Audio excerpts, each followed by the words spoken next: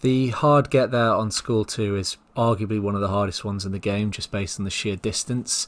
Having already completed this previously, it still took me a while to get this one right.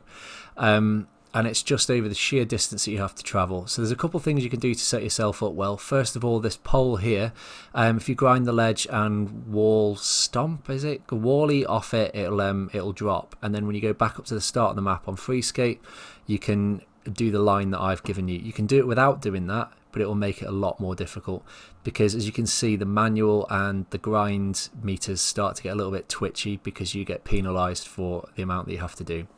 Okay, so make sure you start on special after doing that. I usually grind the first ledge here just to give me a bit of speed, not part of the combo, but to get a bit of a boost.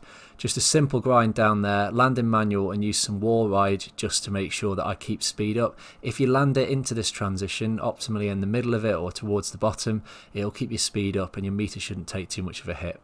You've got to make sure you go over this rail so you get the rail to rail. As you turn towards this kicker, try and make it as smooth as possible. Using the D-pad will make it a lot easier so that you don't accidentally knock the meter up and down, but always try to keep the meter in the middle all the time.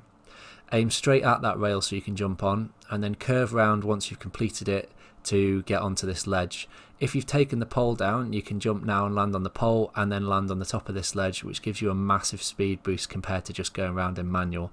As I say, it is doable. On this bit here, careful you don't ollie over it. If you run out of speed, you've knackered it, so you have to start again. It just takes a simple pop to get onto there.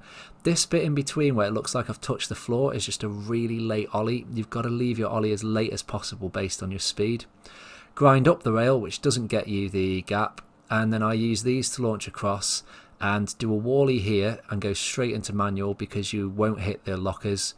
And hopefully if you've kept your meters in the middle enough, you'll be able to then grind down there and eventually get it. It's probably going to take you, even with this information, half an hour unless you get lucky, or unless you're particularly skilled. It is a bit of a pain in the ass, so have fun with that.